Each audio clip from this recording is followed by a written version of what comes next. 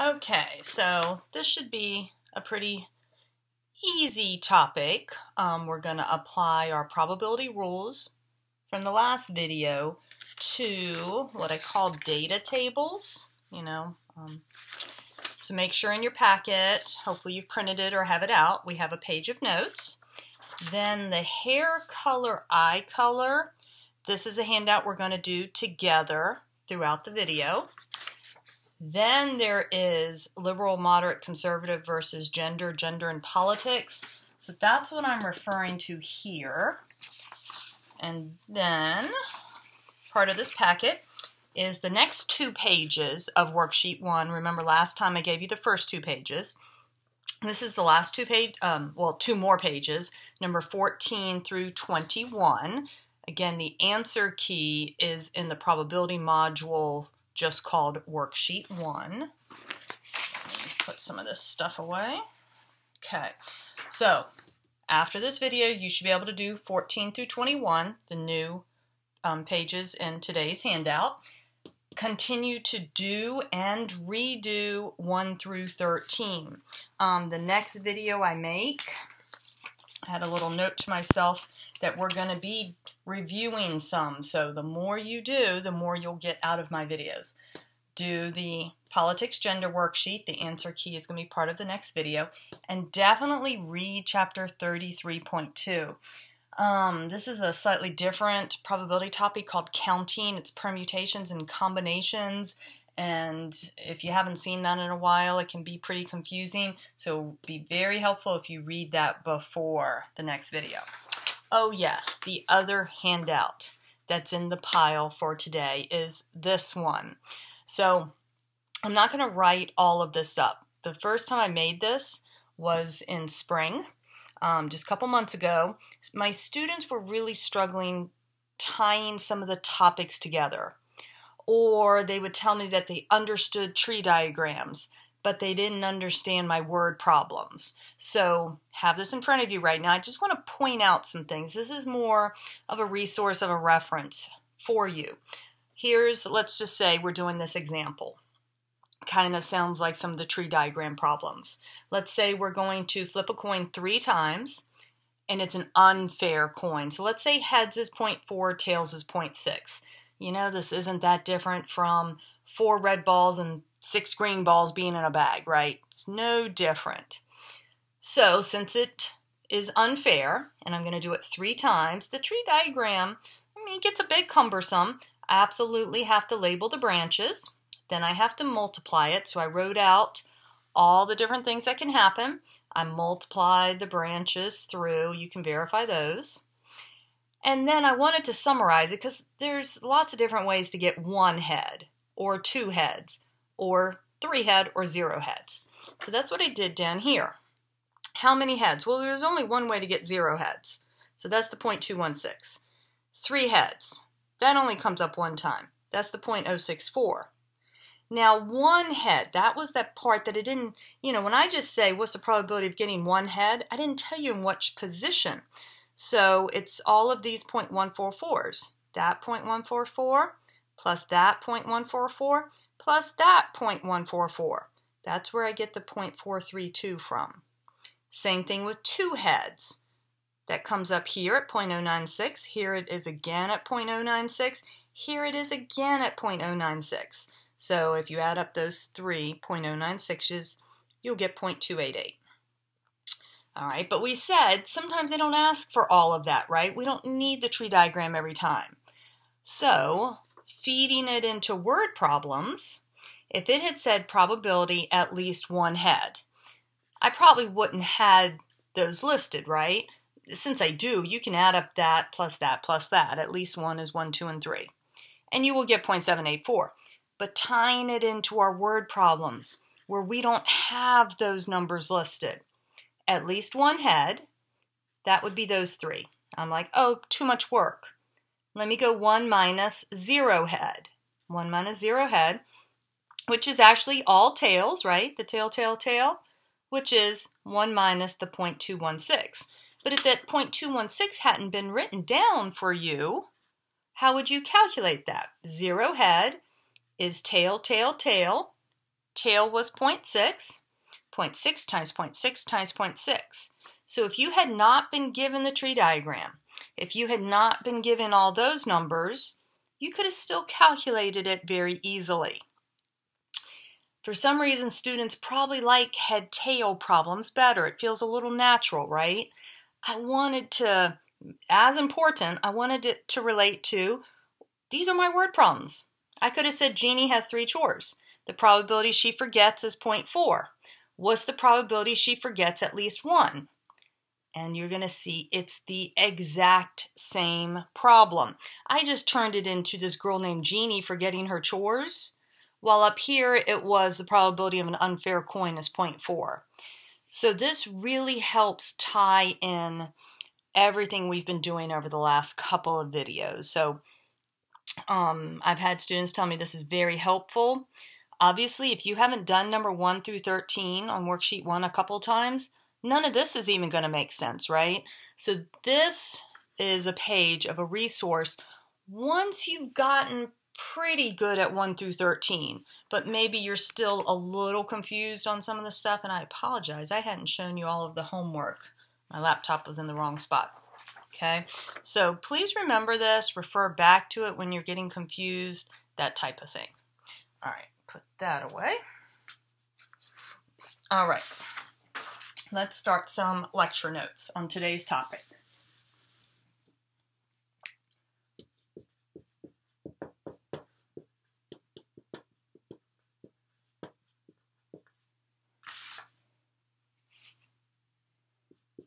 Last time we talked about dependent events.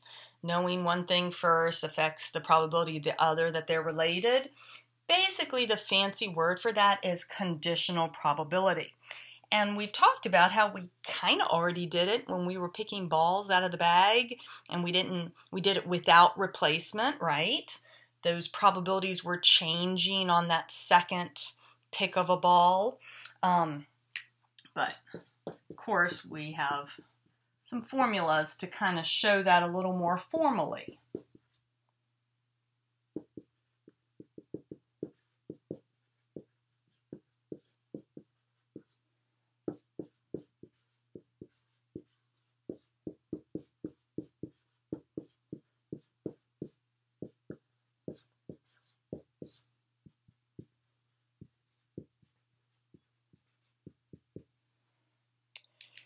Okay, so we had a very special rule last time called the multiplication rule. And it said that the probability of A and B was probability of A times the probability of B. But remember how I underlined that if 6 or 7 times? I said if it's independent, then that was true. This is the intersection rule that's always true. So we're not assuming anything. The probability of A and, make sure you know that that's and, not or, because we're talking about the intersection. A and B is probability of A times. Here's something new that you maybe haven't seen in many years or ever. This is how you read it. So this is not a fraction sign. It's really a straight up and down sign. Probability of B given A. B given A. What this term says is, if you know that A has already happened, what is the probability of B happening? This is exactly what we did when we were doing those second branches on that tree diagram without replacement. And at the beginning, on the first branch, we had it out of 10 because there were 10 balls. And on the second branch, we had it out of 9 because we had used up a ball. This would have been the fraction out of 10. This would have been the fraction out of 9. So we actually already did this when we did that tree diagram without replacement. If you're not convinced, look back at those notes. We just didn't present it to you in a fancy formula, right? Because tree diagrams are for younger kids. Now we're just building on the language that we're using.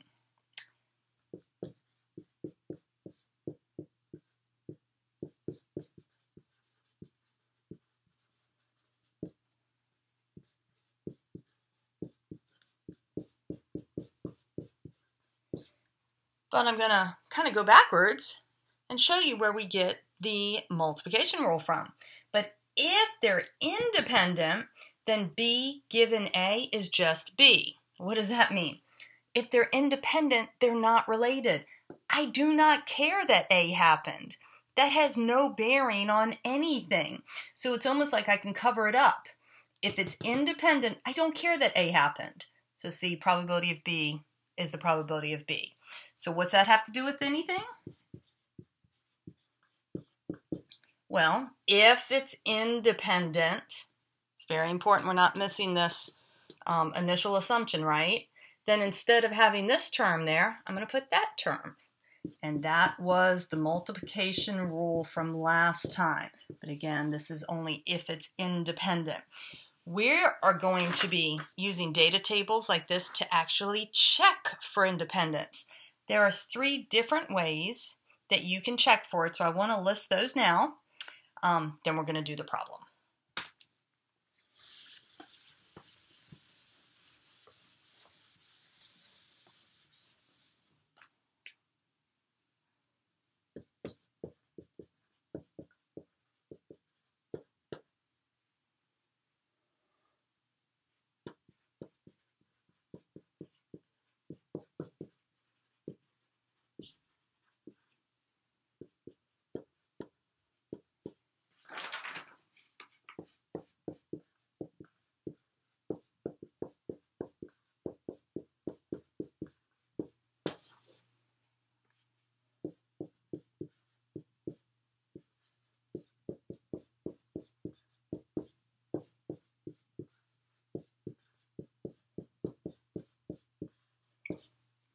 So those are the 3. If it turns out to be not equal, then we know that means dependent. Okay? Independent is this with the equal signs. If it's not equal, it's dependent. So we're actually going to be checking these formulas to see if it's equal. If it's equal, we call it independent. If it's not equal, we call it dependent. So back to what this means, A given B. Well, if it's independent, I don't care that B happened. So the probability of A would be the probability of A. Again, B given A, I don't care that A happened. So probability of B is the probability of B. Before we actually go do the hair color, eye color handout, I just wanted to do 2 quick little ones, probably more geared towards younger kids. I don't know that we're going to give this problem to the younger kids.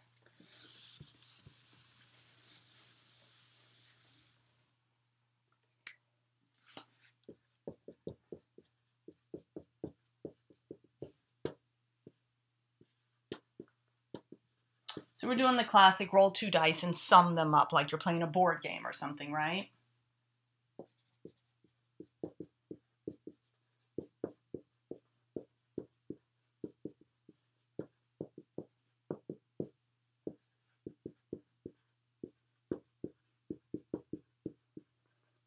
And I can tell you right now where a lot of students mess this up. The given part is telling you what happened. It's saying, this happened. Now, if we know this happened, what's the probability of this happening? So the given part, even though it's at the end of the sentence, is the part that you start with, the given part. So, they told me I got a sum of 7. Going back to that dice handout, or just think about it in your head, how do we get a sum of 7? You could have had a 3, 4, 4, 3, 5, 2, 2, 5, 1, 6, and 6, 1, right? There are 6 ways to get a sum of 7. That was the part that's given. Now, out of those 6 ways, so a lot of people, when we talk about conditional probability, we talk about tunnel vision, or reduced sample size, or a subset, whatever. I'm not looking at all 36 ways. I'm only, the given part, there's only 6 ways. I know one of those 6 things happened. That's your new denominator. Now, out of those 6, how many had a 3 in them? This one and this one. So that's where I'm getting my 2 from. 2 of the 6, or 1/3, or 33.33%, whichever form you prefer. So it's really important you start with the given part first. The given part is the denominator.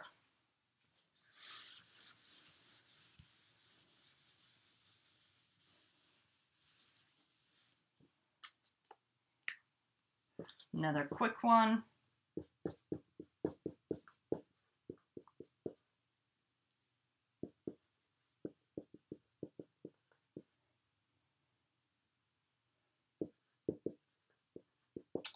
Sometimes the problems in the book are not super clear. I will always try to be super clear because sometimes I overthink these probability examples. We're going to pick 2 cards one at a time. It's without replacement. You're picking a card out of the deck and putting it in your hand. You're picking another card out of the deck and putting it in your hand. What do we want to know? What is the probability the second card is a king, given the first is not a king? You could imagine this could have been part of some tree diagram. Okay, so they're telling me that apparently on the first card I picked, I did not get a king. Okay, I'm ready to calculate the probability of the second card. Well, apparently I only have 51 cards to pick from, right? Because I've picked something that's not a king. It's in my hand right now. So there's only 51 cards left. And it's not a king. I didn't use up any of the kings. So what's the probability the second card is a king? There are still 4 in those 51 that are still kings. So this one was very similar to us thinking through the branches on the tree diagrams. All right, we're going on to this sheet now. I'm not going to probably rewrite the problems. I'll just go the A through G. Most of this is practicing addition rule, multiplication rule, checking for dependence, conditional probabilities, all that type stuff. So lots of different little pieces on here. This problem was made easier. They've already totaled the columns, and they totaled the rows, and we got a grand total of 592 people. This was some real data I pulled off the internet. I do not know if it was across all of America or, part of this. Oh, I know a little spiel on this. A lot of times the word stereotype gets a bad connotation. If you want to kind of look at the word stereotype in a good light, it's a lot of times we as humans notice patterns in the world. And we're not crazy when we notice those patterns. There's probably some truth to it. So the idea that we probably have a sense that the people with blue eyes, see, I don't have blue eyes. I've always wanted blue eyes. The people with blue eyes seem to have lighter hair. And then the people with darker eyes seem to have darker hair. Does that hold for everybody? Absolutely not. But we're going to see in here that there is something to that. Now, we are talking about biological, genetically born color of eyes and hair, not what color you're dyeing them, not what color your contacts are, right? All right. Oh, sorry. I know I was telling you about the row and the column totals. The politics gender handout that you're going to practice before the next video, let me just tell you, the first thing you're going to have to do is get the row and the column totals and the grand total. But the problem we're doing already has that for us. So we get to save a little bit of work.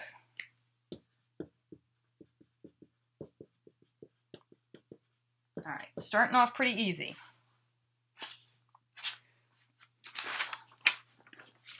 What proportion of people have blue eyes or hazel eyes? Okay, so blue eyes. Blue eyes. I have 215. That's my blue eyes, right? Hazel eyes. I have 93. And it did ask what proportion or what's the probability. Those are my hazel. And there's 592 people total.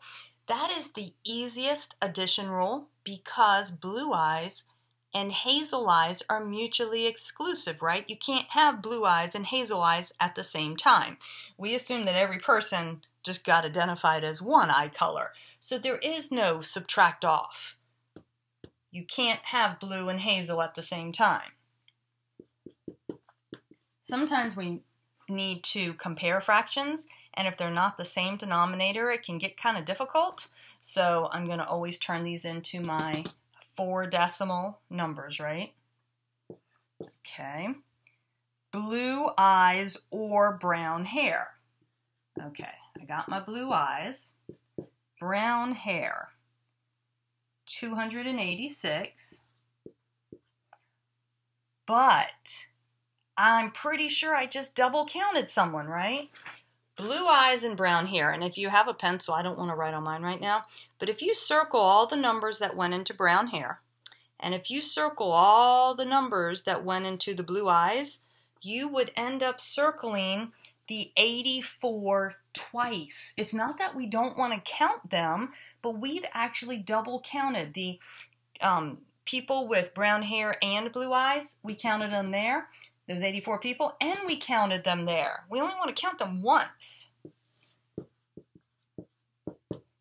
This is the true addition rule because there was the intersection. That 84 is representing the brown-haired, blue-eyed people. If you're still not convinced, instead of using the totals of 215 and 286, just go through individually and circle 20, 84, 17, 94, 119, 54, and 29. Add up those numbers directly and divide by 592, and you're going to get that. Okay, what proportion of people, so you'll notice particularly these first 3 so far, I haven't looked ahead, it's what proportion of people, right? So I absolutely know I'm still over my total people, 592. What proportion of people have brown hair and brown eyes? Now, yes, this is the intersection, but this is not a fancy formula. When you have a data chart in front of you, you just have to literally take your fingers and find the intersection. Brown hair, brown eyes, looks like there's 119. Don't overcomplicate part C.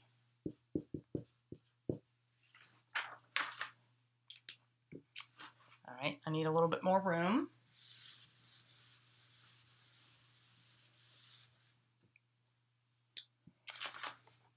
Okay, another one, what proportion of people, so I know I'm out of the 592, have blue eyes? 215.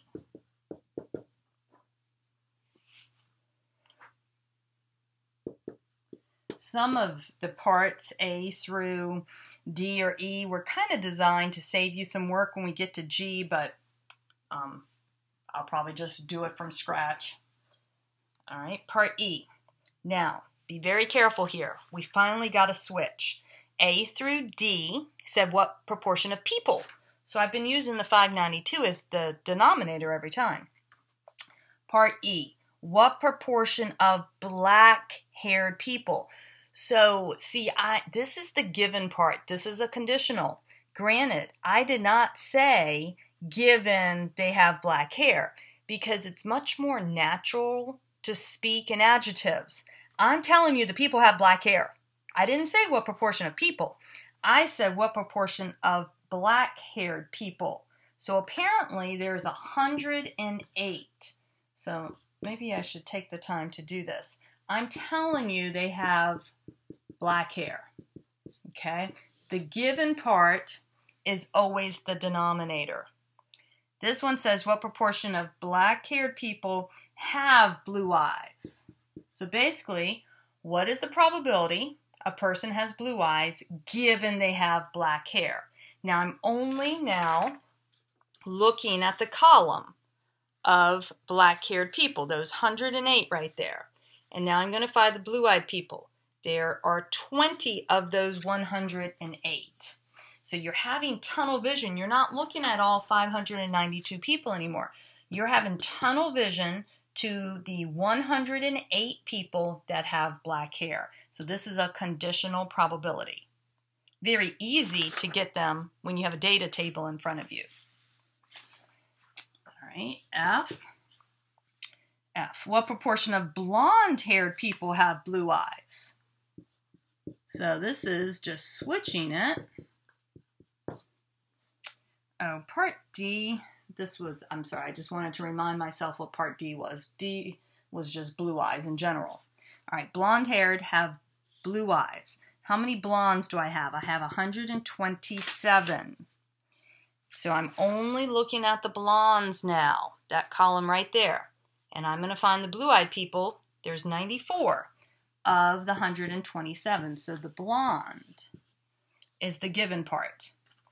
I forgot to get you decimals, sorry. Part E is 0.1852. Part F, 0.7402. Now, I just want to talk about what we can already see before we formally do Part G.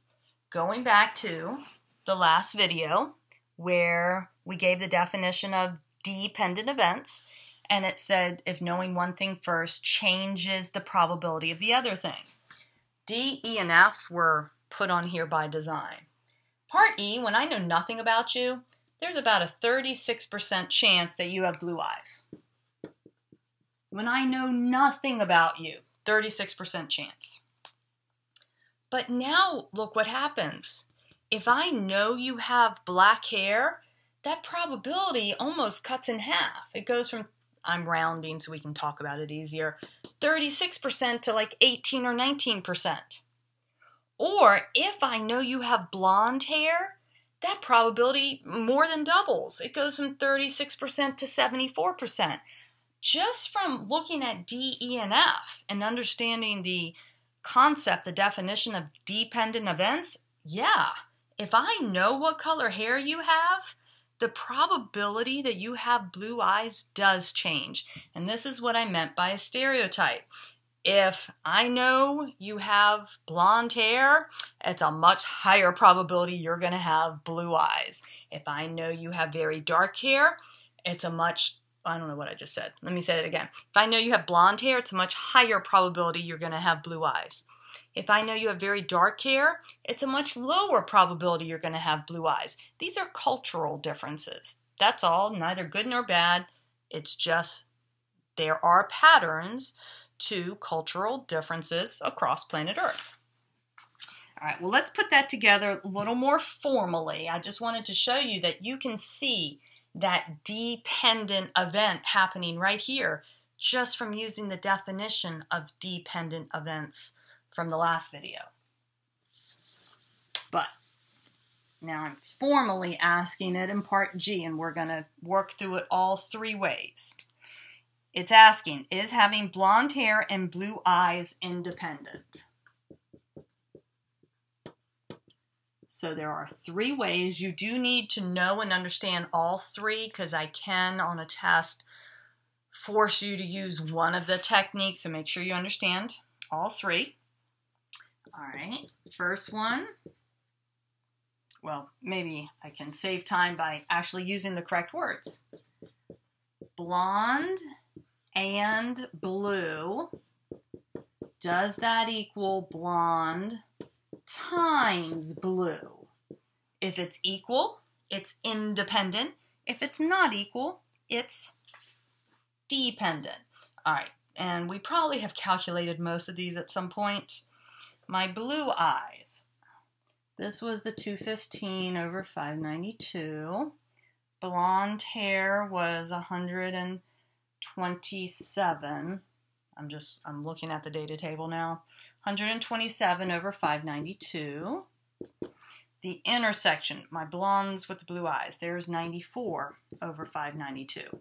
Now, this is, of course, multiply. Make sure you know how to use your calculator. Oops, I'm typing in the wrong numbers.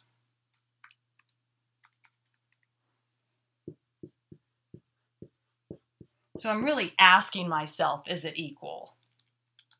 I already know it's not going to be equal from seeing the patterns from D, E, and F, but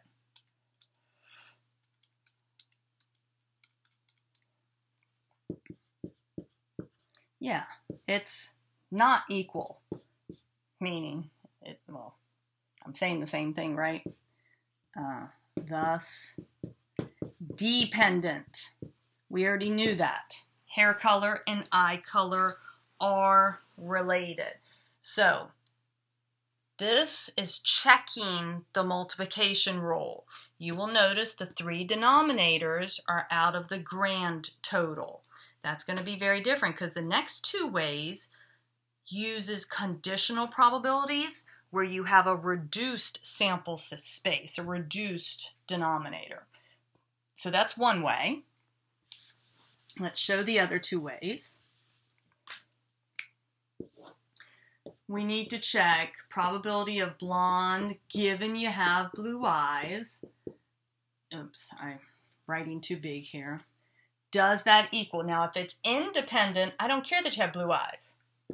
Because sometimes I forget the way these formulas go, so I do actually use my hand, even when I'm doing my own work. The conditional blonde given blue. If it's independent, meaning if it's equal, I don't care that you had blue eyes. So that should equal blonde.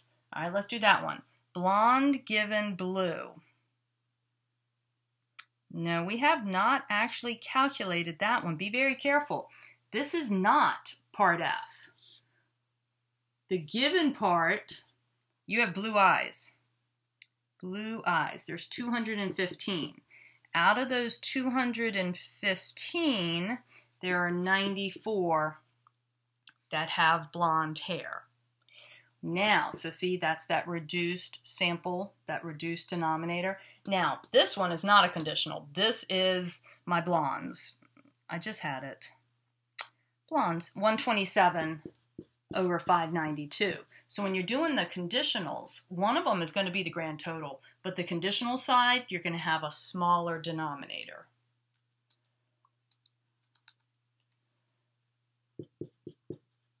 So again, we are checking to see if it's equal. Yeah, of course not. So thus, dependent, we already knew that.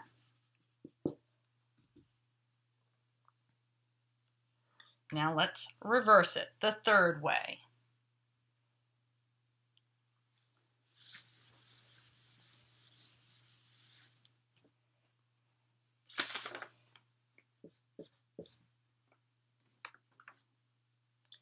Blue eyes given blonde hair.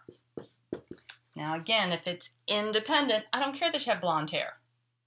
So, oops, you can't really see that. I don't care, right? So this should equal blue. All right, my blue eyes, that was that 215 over 592. This one is part F. What proportion of blonde-haired people? I have 127 blonde-haired people. How many of those have blue eyes? 94. Why am I calculating this? This is part F. Sorry. It's always good to get the same answer twice.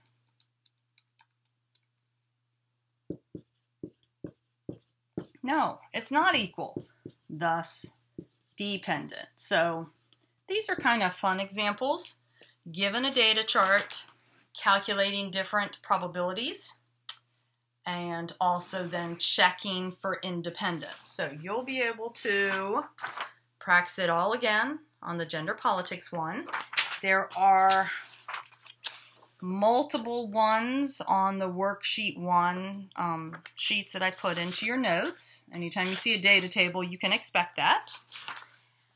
The next video, in a somewhat same easiness, we're going to be, the next video just a little bit harder, but it's built right off of this.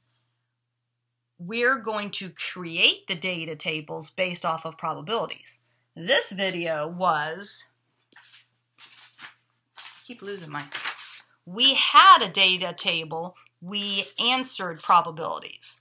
The next video, they're going to give us probabilities, and we have to create the data table. So make sure you understand this, or we'll lose you when we reverse the process.